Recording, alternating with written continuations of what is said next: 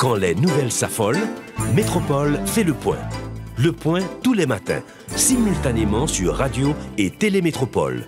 Le point est une courtoisie de la BNC, Arcordia Shipping, les pompes solaires, Chimgé, Unipièces et Lissa Lotto. Madame, Monsieur, bonjour. Bienvenue à la rubrique Le Point de Radio et Télémétropole. Merci de votre fidélité.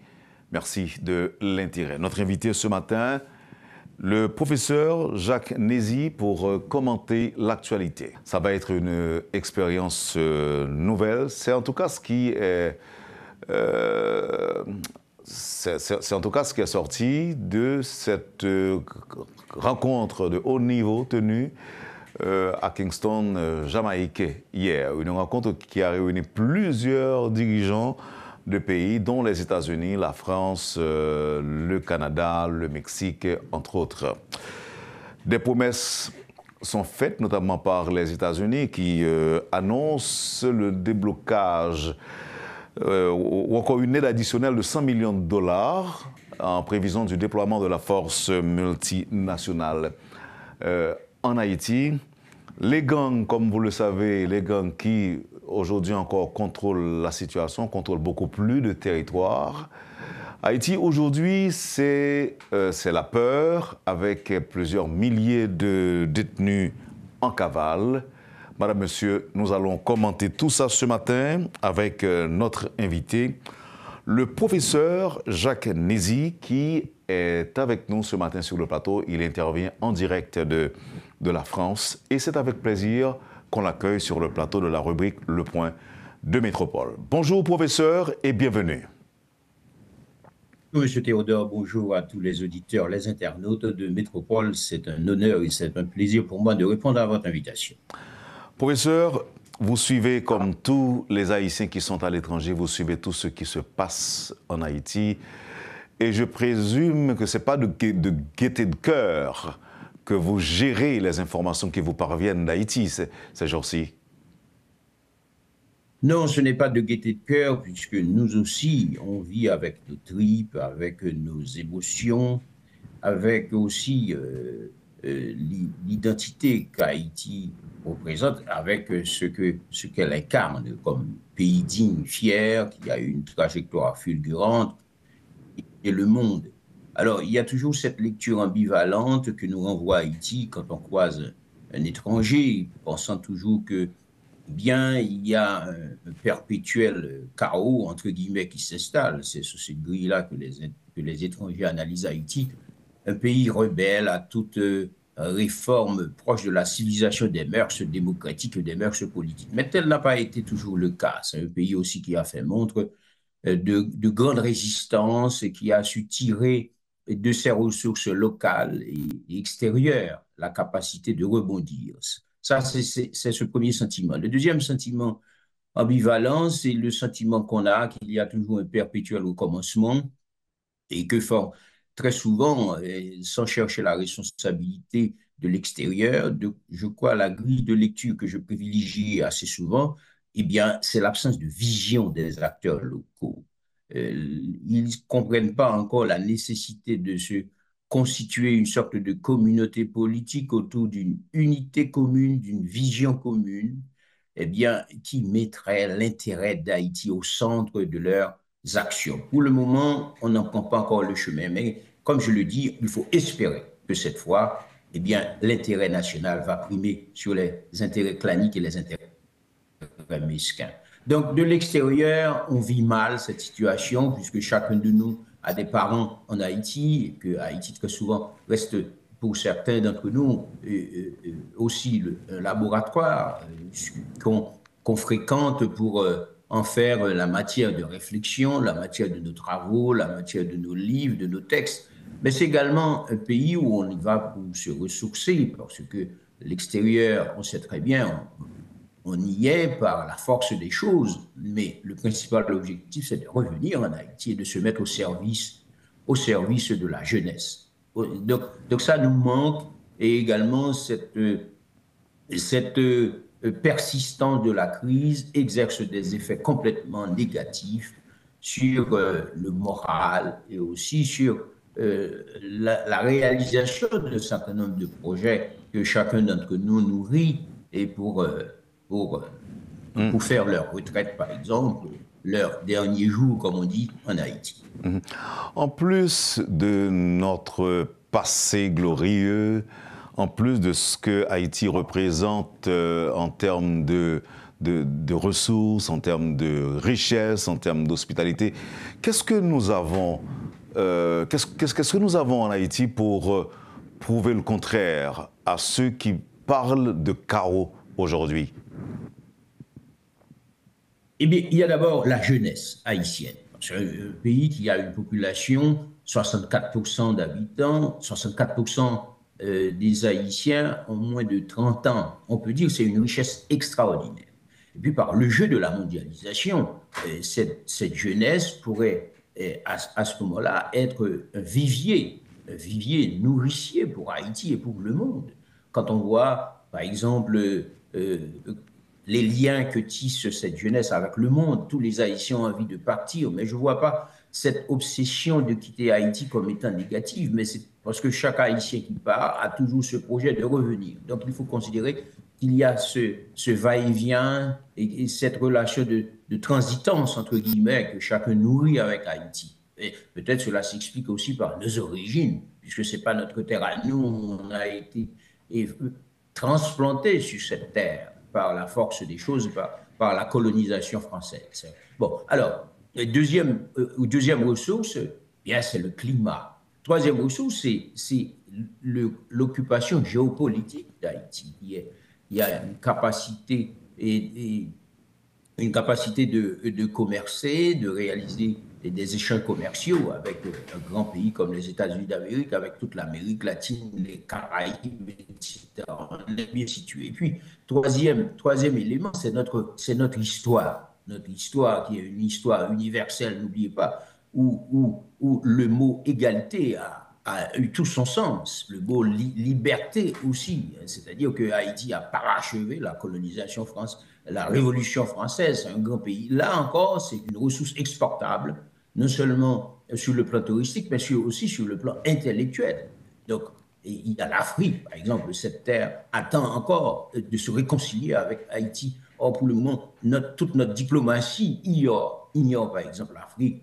Et or, en Afrique, il y a des expériences formidables qui se réalisent, dont on pourrait s'inspirer.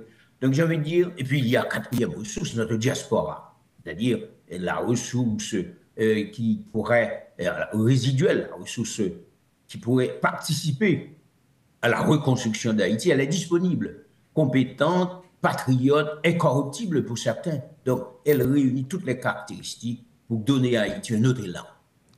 Oui, mais malgré tout, professeur, ça n'empêche pas que l'on est dans le chaos depuis quelque temps. L'Haïtien ne vit pas comme tout peuple vit. On n'est pas libre de nos mouvements. On ne peut pas circuler, on ne peut pas sortir d'une ville à une autre. Haïti aujourd'hui, en plus de, si l'on met de côté, si l'on a, à part ces qualités-là que vous avez évoquées, c'est aussi du cannibalisme, entre guillemets, les gens qui déchirent, qui dévorent à pleines dents les corps des autres tués. Donc c'est aussi ça, on vit ce spectacle.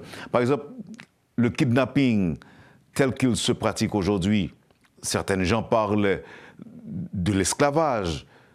Donc, comment tenir compte de toutes ces qualités, de toutes ces beautés, alors que parallèlement, il y a cette drôle de cohabitation entre le mal et le bien aujourd'hui en Haïti? Il y a plusieurs explications à cela. Bon, alors, il y a plusieurs causes à cela. La première cause, c'est que depuis quelques années, Haïti n'a pas encore eu à sa direction des élites patriotes, compétentes, incorruptibles, et là encore, qui ont une vision de construire une communauté, ce que j'appellerais une communauté de semblables.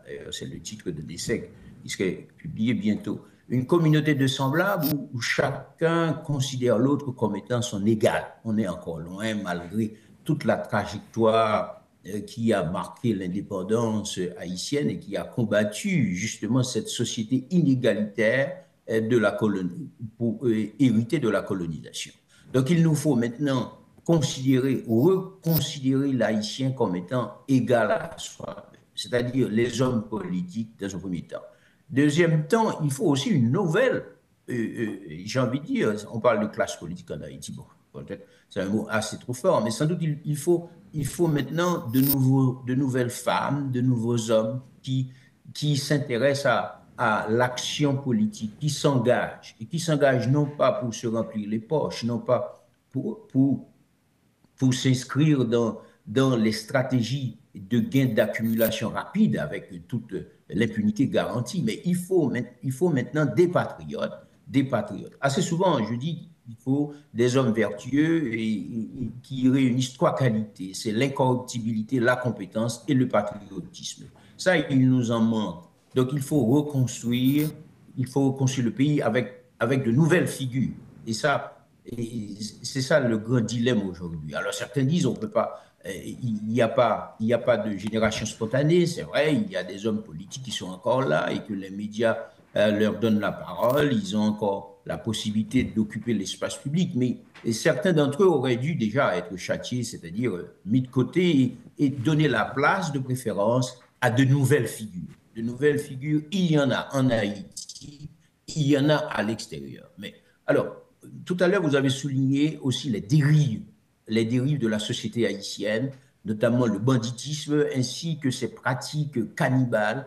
Eh bien, et tout ceci aussi, c'est peut-être lié à la mondialisation, puisque vous savez, avec la proximité et l'usage des nouvelles technologies de communication, chacun a cette capacité de s'informer et également d'être informé de ce qui se passe à l'extérieur. Donc, on avait dit qu'il y a une reproduction mimétique des pratiques détestables qu'on voyait dans certaines sociétés tribales en Afrique, et ces pratiques reviennent en Haïti. Mais il faut les combattre, évidemment, tout ceci, et on l'espère, sera un élément du processus de démobilisation, désarmement, réinsertion, eh bien, auquel on doit recourir pour essayer de pacifier cette société haïtienne. Et puis, il y a l'autre considération, pour ne pas être trop long, c'est que dans cette société haïtienne, il y a quelques années, on a toujours considéré qu'il y a cette sorte de nécropolitique, pour employer les termes de politologue camerounais, Achille Mbembe, qui reprenant les termes de Michel Foucault, le philosophe français, nécropolitique, c'est-à-dire où finalement on utilise la domination sur les hommes par le recours à la mort. Donc, cette préoccupation ou ce recours à la mort a été un outil, non seulement par Duvalier, mais on voit bien par ceux qui ont succédé à Duvalier, et paradoxalement, comme étant gouvernement, comme un style de justice, et une capacité de dominer les hommes et de régner sur les Haïtiens. Si on est là, professeur, à qui normalement devrait-on imputer la responsabilité? Il y a des Haïtiens qui réfléchissent et qui pensent que l'international est responsable, mais d'autres personnes pensent aussi, d'autres intellectuels pensent qu'il faut d'abord penser à imputer la responsabilité aux élites ou encore aux hommes politiques. Quel est votre jugement? Quelle est votre compréhension? Oui, la part de responsabilité, elle est partagée. Et d'abord, la principale responsabilité, elle est imputable aux élites locales. Aux élites locales. Et c'est un grand mot, élite, puisqu'on voit bien, c'est-à-dire des gens qui, par la supériorité, par leur réussite, donnent des orientations de progrès, des orientations de modernisation, de civilisation à leur pays. Or, tel n'est pas le cas. Depuis quelques années, on assiste à l'émergence d'acteurs politiques qui n'ont qu'une ambition, se cramponner au pouvoir pour s'enrichir depuis quelques années. Et puis, exceptionnellement, peut-être un ou deux gouvernements avaient envie de proposer à la société haïtienne une autre offre politique. Si on prend le cas de Leslie Maniga, de Jean-Bertrand Aristide, à un moment donné, ils avaient ce désir de proposer une autre offre politique. Et cette offre politique n'a pas pu être concrétisée parce que les États-Unis n'y ont pas adhéré. Ça, c'est la deuxième explication.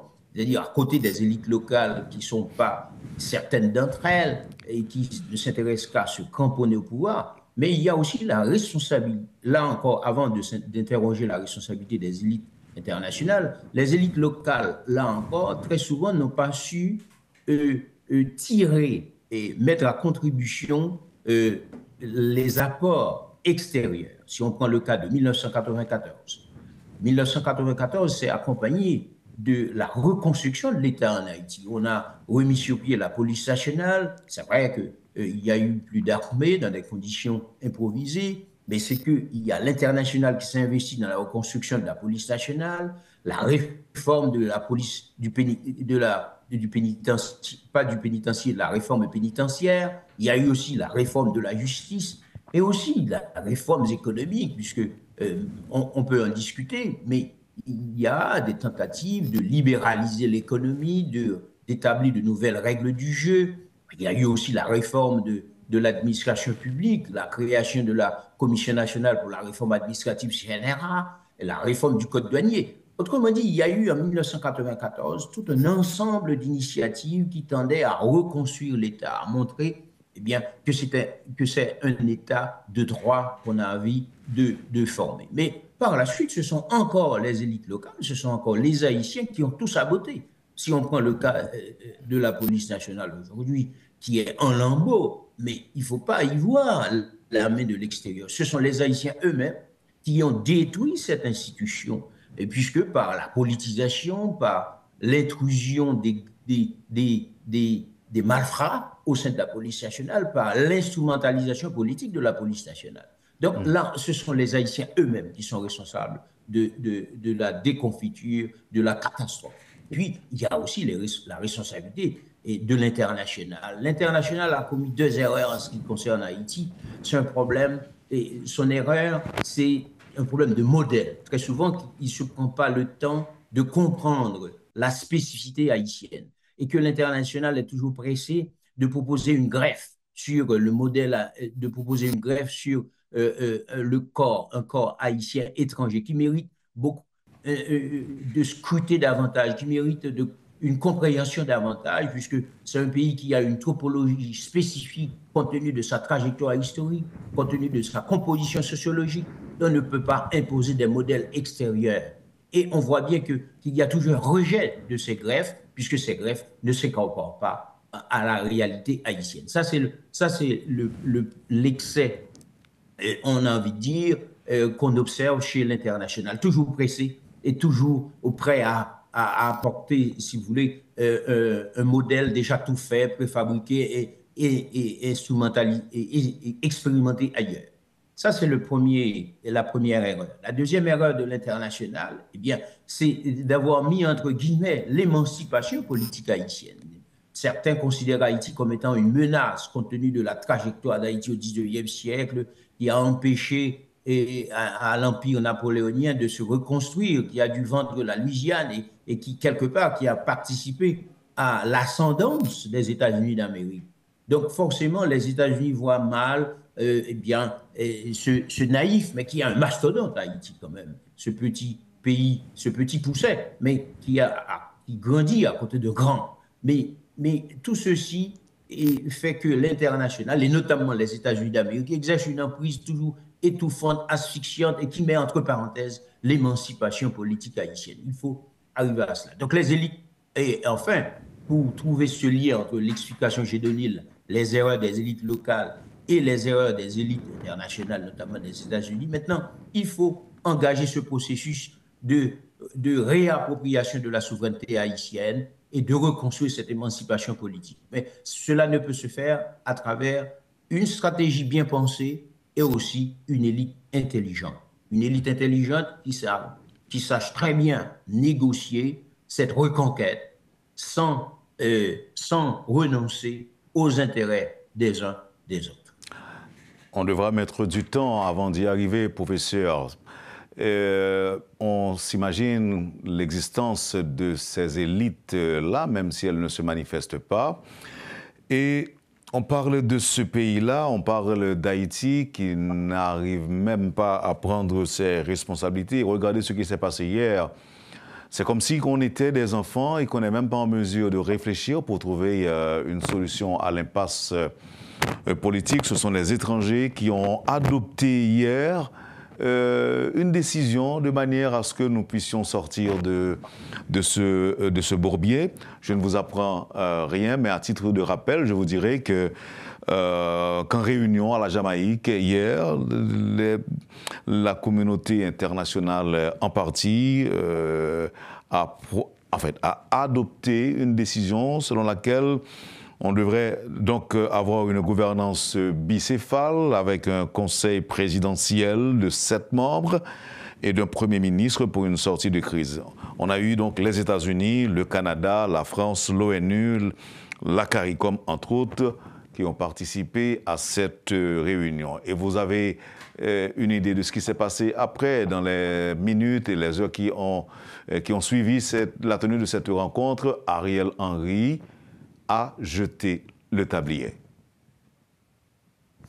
Oui, alors 2 grilles de lecture. La première grille de lecture, eh bien, comme vous l'avez su bien l'analyser, eh bien, le pays a régressé en termes de souveraineté. Donc, il ne faut pas s'attendre à ce que les États-Unis d'Amérique, en premier temps, ne se comportent non seulement en intrus, mais quand même une sorte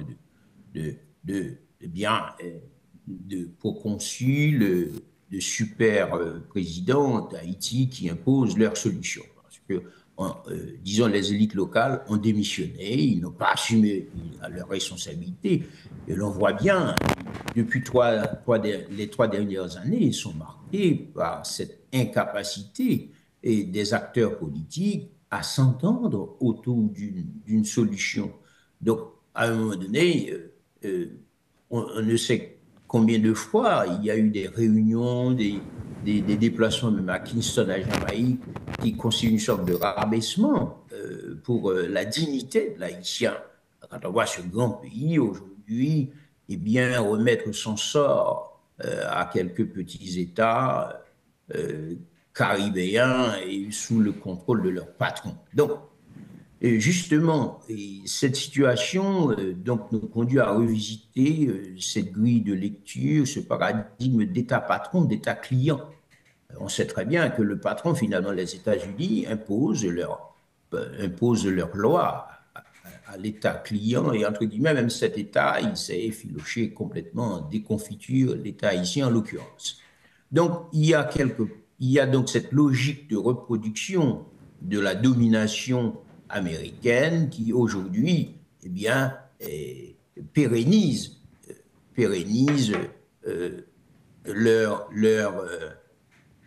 leur emprise sur Haïti, et les acteurs haïtiens y sont pour quelque chose. Et puis, deuxième grille de lecture, c'est la radicalisation en général des acteurs politiques locaux. Et par exemple, radicalisation soulignée par Ariel Henry notamment, puisque depuis quelques mois, c'est un Premier ministre assez conspué et dont la démission est réclamée par les uns et les autres à la suite de différentes manifestations.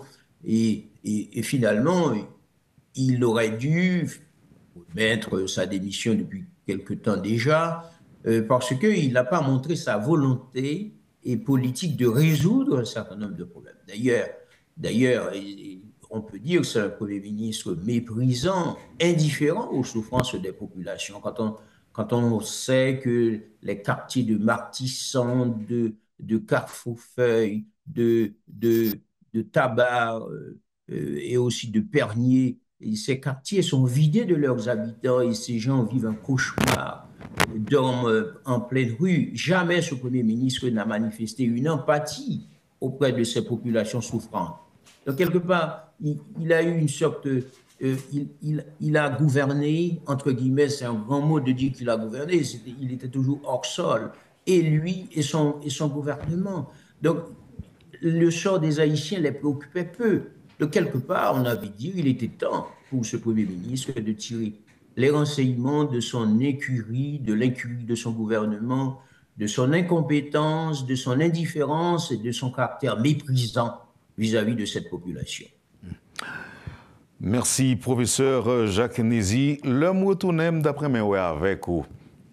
Et complexité que sept membres qui a formé le conseil là. Quand nous connaissons qu'il y a des expériences qui fait déjà en Haïti, par exemple, depuis qu'on a décidé, c'est un cartel de 3 membres qui dirigeaient les différentes mairies. Pas jamais une qui arrivait. C'est rarement pour que tu aies une qui complète le mandat sans que le pas implosé. Donc, toujours un problème dans le temps. Là, bien que vous parlez tout de présidence tournante pour les 7 membres, d'abord, ça qui augurait d'une transition relativement longue, et puis, qui genre cohabitation pour le fait, comme par l'entendre pour effectivement mener le pays dans la direction que Haïtiens, qui aujourd'hui a un problème pas ou qui a géré, comment ça peut le fait. Mais pour ça avec vous, l'homme tourné. En tout cas, merci encore une fois pour disponibilité au professeur. Vous suivez, madame, monsieur, la rubrique Le Point de Radio et Télémétropole. Le professeur Jacques Nézy est l'invité de la rubrique Le Point de ce matin. À tout à l'heure, après la pause. Le Point est une courtoisie de la BNC, Arcordia Shipping, les pompes solaires, Chimgé, Unipièce et Lissa Loto. Bienvenue à la deuxième partie de la rubrique Le Point de Radio et Télémétropole. Merci de votre patience, madame, monsieur. C'est le professeur Jacques Nézy qui est l'invité de la rubrique Le Point de ce mardi 12 mars. Alors, nous avons besoin de partager avec le public de Métropole compréhension de cette formule de gouvernance, un conseil de transition avec 7 membres, que ce soit une présidence tournante ou bien 7 membres qui mènent la transition. Et d'évoquer complexité de cette formule à la lumière des expériences déjà faites en Haïti. Là, nous connaissons que, par exemple, quel que soit côté, chaque monde a toujours aimé que ce chef-là, ce premier chef-là, qui soit ouais ou même, professeur Nézy. Bon, et notre cas dit première remarque, nous avons choisi une formule plus simple. Bon, mais nous pas là. C'est vrai que nous remet des situations assez complexes et Haïti remet ça tout. Toujours une situation complexe, difficile, mais c'est la complexité à tout, nous avons sorti des éléments positifs. Mais c'est analyse ça, nous mettre devant et optimiste, pas quoi que ça peut marcher. C'est vrai dans le temps, hein, nous avons des triumvirats, c'est souvent en Haïti, 3, 4, même au niveau Conseil national de gouvernement, pas oublié, pas très loin là en 1986. Hein, les militaires, civils, etc. Bon, c'est vrai que ça n'a pas trouvé marché, Gérard Gouv, une baille d'émission, etc. Mais en nous pas fait référence à surtout expérience pour nous croire que ça peut marcher. C'est vrai que c'est pour nous prendre leçon de expérience avant. Tu as tout Erta Touyo qui avait expérimenté le Conseil d'État et qui dit même si après le Conseil d'État a devenu et un strapontin qui pas utile en rien, et puis gagner la tortue tout, gagner le Conseil des sages. Mais tout ceci, en nous voit ça, ouais, comment nous avons tiré une leçon positive. Alors, pour moi, pour expérience à réussi, premièrement, nous avons mis devant 3 préalables. Premièrement, il faut monsieur ou dame qui fait partie de collège présidentiel, ça, il faut mettre de côté toute ambition pouvoir. Alors, on va le dire, les pratiques, on l'a vu dur en Haïti, comment on a fait rapidement. Mais il faut qu'il y ait dépassement ça qui fait. Il y a quelques balises déjà prévoir. Par exemple, il faut que d'accord que une mission multinationale de sécurité qui venir, il faut que pas jamais condamné ou bien inculpé pour des actes criminels. Et puis, pour renoncer, pour renoncer à toute velléité que vous avez gagnée pour participer dans les prochaines élections. Il y a quelques balises que vous mettez déjà. Ça, c'est balise important. On a ajouté l'autre qui pourra le faire appel de préférence à des valeurs intrinsèques dans chaque monde. Patriotisme, ouais, que le pays a en situation là, c'est pas le moment pour pouvoir encore en nous pour ouais intérêt pays, pour pas intérêt tête. Deuxième élément, pour ta couper pont avec toute nécessité tirer pour devenir riche de situation. Pour ça, pas dire bon la douane parce que directeur la douane doit ban moins 40-50 000 $ américains, je sais combien par temps par mois. Bon combien ambassade, bon combien directeur général. Faut tout ait envie ça pour tirer des ressources matérielles, des ressources financières, parce qu'il y a toujours cette idée en Haïti, eh bien, de devenir riche au terme d'une transition. Parce qu'en transition, comme étant un fonds de commerce, c'est là qu'on se demande pas riche, parce que plus ça va pas riche, parce qu'il n'y a pas la reddition des comptes. Il n'y a pas de monde rien. On voit mon des vols, des gars, des fait gagote, il n'y a pas aucun monde qui va demander rien. Et puis, total. Est-ce que, professeur, est-ce que c'est pas dans perspective d'inclusion? C'est-à-dire que chaque monde antipathie pour calmer, pour gagner le moins de contestation ou de protestation possible. Bon, moi, inclusion par le sens de calmer les ardeurs ou les appétits des vampires, mais moi plus dans le sens patriotisme et adhérer les catégories, les forces politiques les plus importantes, les forces sociales les plus importantes, de sorte que nous construisons une communauté, enfin. C'est-à-dire que ces nécessités-là, il ne faut pas que les gens mettent dehors ou X ou plusieurs raisons, sauf si vraiment, parce qu'on connaît des sanctions que internationales te prennent, nous connaissons qu'il y a des gens qui condamnent, des ordonnances, qu'il y a des gens qui mettent sous liste, etc., qui participent à l'assassinat du président Jovenel.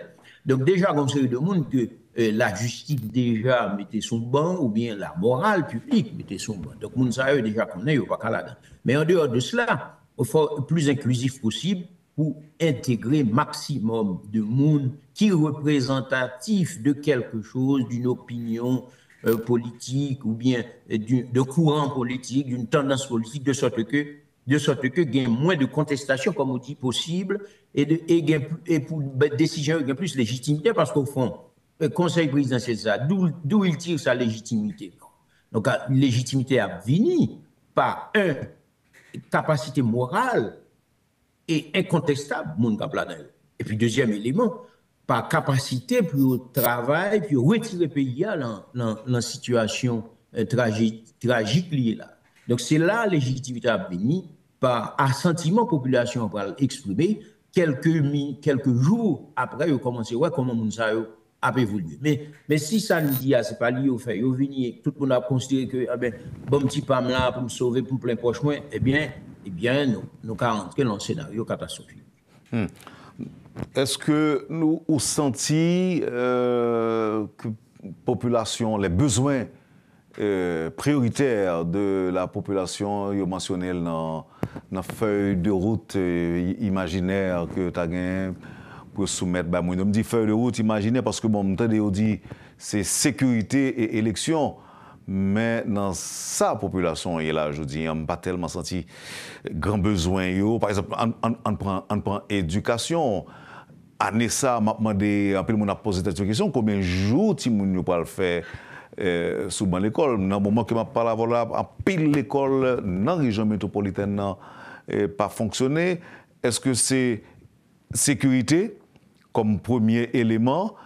Deuxième, c'est élection. Et troisième, quatrième, cinquième, nous pas alors que nous connaissons effectivement tout dépend de sécurité qui, je dis, n'a pas existé dans la région métropolitaine.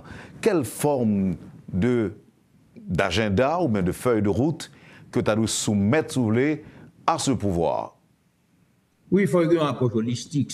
Si on a un côté, il faut connaître l'autre là, il faut moyen tout ensemble parce que c'est tout lié. Par exemple, évidemment, question sécuritaire en priorité, mais question sécuritaire là, on ne peut pas déconnecter de reconstruction économique rapidement, puisque sinon, on ne peut pas résoudre rien. Puisque même les gens ont perdu caillou et ils n'ont pas l'argent, et puis il y a un peu de monde qui peut disposition. Donc, je crois qu'il faut mettre un fonds de réparation d'urgence ou bien recourir à des formes de distribution d'aide alimentaire, d'entente, ça relève des magasins de l'État. Mais il faut des formules pour apaiser la misère. et répondre à lui-même, parce qu'on n'a pas oublié, il parlait de plus de 5 millions de monde dans la population qui est en état de famine. Et puis, il faut répondre à ça. En même temps, il y a résoudre question insécurité. Il faut en même temps, il y a un pile de machines qui perdu. Tout ça, par exemple, pour prendre des petits machines qui étaient marché Salomon, moun ça, point à yo, tout les bagailles.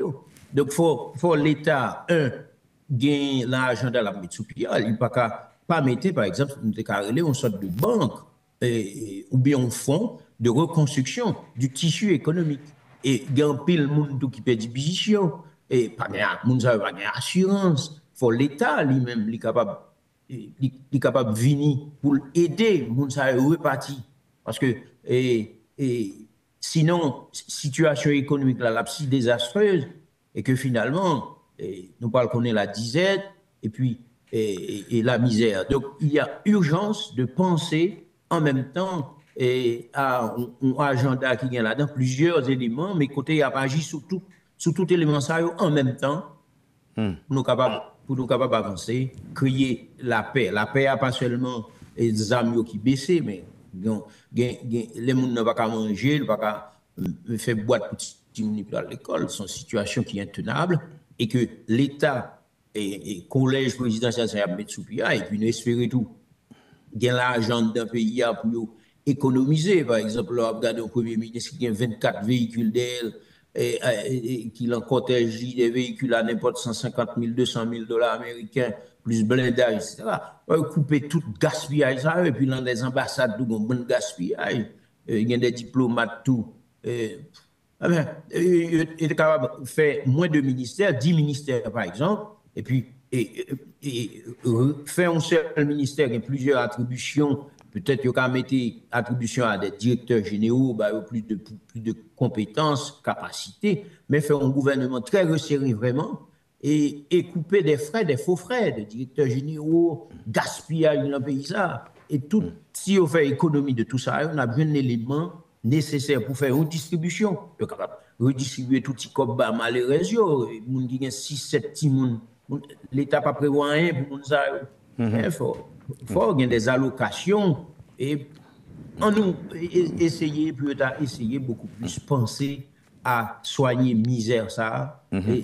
Professeur, parce que nous danger. Professeur, il y a un acteur que je ne m'attendais pas parler de lui-même. Si Ariel Henry démissionnait hier et si ça ramener nous au calme, à la sérénité et à la sécurité, c'est grâce aux gangs armés. Dépendamment de côté mon campé, mais l'autre cap c'est à cause des gangs armés. Est-ce que selon vous, t'as un petit regard, t'as dû gagner un petit clin d'œil vers les gangs armés qui ont contribué en quelque sorte à la chute d'Ariel Henry? Bon, je ne sais pas. Est-ce que les gangs participent pour quelque chose à la démission d'Ariel Henry? Peut-être par effet psychologique, etc. Mais peut-être qu'il y a des causes beaucoup plus importantes pour le chercher. Bon, quand il y a l'histoire des gangs, il faut résoudre ça quand tout l'autre pays résout. C'est la loi qui résout ça. Parce qu'on ne doit pas prendre des armes pour enlever les gens, pour tuer les gens. Après, pour parler de où les pouvoirs pour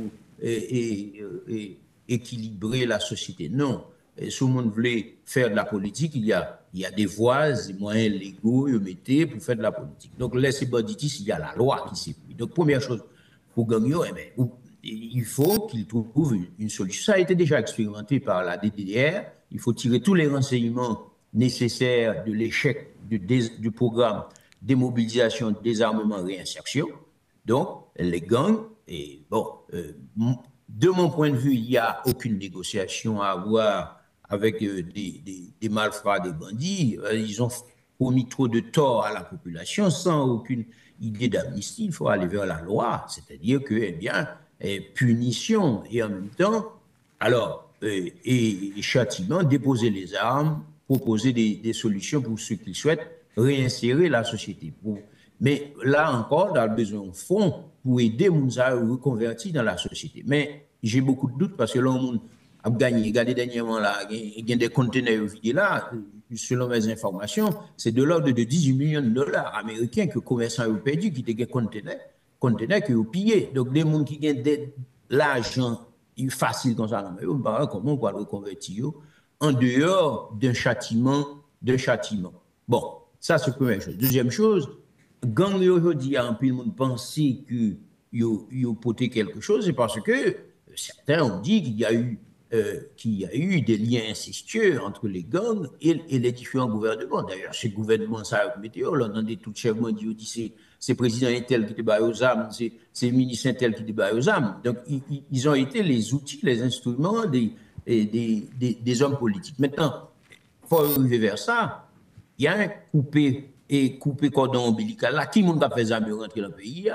Et qui monde qui a tiré aux sources de l'économie criminelle, ça, qui pas seulement gagne gang, mais gagne drogue, et puis gagne trafic d'organes, trafic de monde. Donc, il y a tout élément ça pour arriver à résoudre, pour mettre fin à ça. Bon, alors, maintenant, il y a des solutions qui sont déjà expérimentées ailleurs, au Salvador, en Équateur, pour nous tirer le leçon de eux, qui a demandé mon assistance, et pour nous tirer tous les renseignements négatifs de ça, me dit tout à l'heure, de DDR là, qui ne pas marcher vrai, puisque nous, ça a retourné, mais il faut vraiment, et ensuite, arriver à créer, et ça me dit parlé tout à l'heure, des éléments pour construire une communauté de semblables. C'est-à-dire, Haïtiens qui matissant, il ne faut pas sentir différent de Haïtiens qui pétillent en ville là.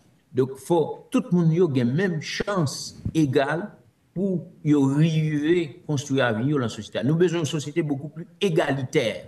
Or, nous avons une société d'apartheid. Côté, et les gens de York considèrent que ils différents de monde de la ville. Donc, il faut remettre tout ça à plat. Parce que l'histoire de gang, c'est vrai qu'il y a aussi une urgence que nous avons besoin de faire comme facile, mais il faudrait que ces résultats d'une société d'apartheid que nous construisons. Donc, il faut nous poser base d'une société, d'une communauté de semblables, d'une société égalitaire. Je dis en Haïti, pour nous finir, professeur, un petit débat qui est lancé, c'est est-ce que nous devons accepter l'offre de Nayib Bukele ou bien quitter tergiversation dans le mi-temps kenyan qui chaque semaine annonce que y a venu, y a paré, y a venu, y a paré côté Kobla, bay Kobla avant. Est-ce que je dis haïtien au tadoué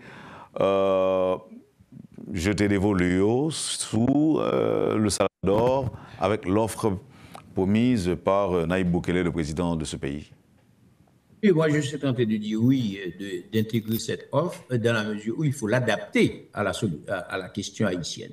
Et comme je le disais tout à l'heure, tout au début de l'entretien, il faut se méfier des solutions préfabriquées, des solutions toutes faites, parce que la société haïtienne a ses spécificités et réclame sa méthode d'approche qui lui est propre. Donc, tout ça, côté bon, nous faut prendre, mais nous ouais comment nous couper dans le moule local. Parce que le pays a une spécificité, mais je pense qu'il n'y a pas lieu de rejeter cette offre. Il faut nous réfléchir et intégrer, parce qu'il y a des experts en sécurité en Haïti qui sont capables de réunir et intégrer ça et pour nous joindre une solution et résoudre le problème définitivement, problème d'insécurité en Haïti. C'est un plaisir pour nous être aujourd'hui avec nos professeurs. Merci au consacré temps qui était activité professionnelle. Pour le public de Métropole, c'est un plaisir pour nous pour nous détendre. Passons bonne journée et à la prochaine. Merci beaucoup, messieurs. Bon travail. Merci. À bientôt. À bientôt. Vous avez suivi, madame, monsieur, la rubrique Le Point de Radio et Télémétropole. Le professeur Jacques Nézy était l'invité de la rubrique Le Point de ce matin. Merci de nous avoir suivis. Passez une bonne journée avec Métropole et à demain. Quand les nouvelles s'affolent, Métropole fait le point. Le point tous les matins, simultanément sur Radio et Télémétropole. Le Point est une courtoisie de la BNC, Accordia Shipping, les pompes solaires, Chimgé, Unipièce et Lissa Loto.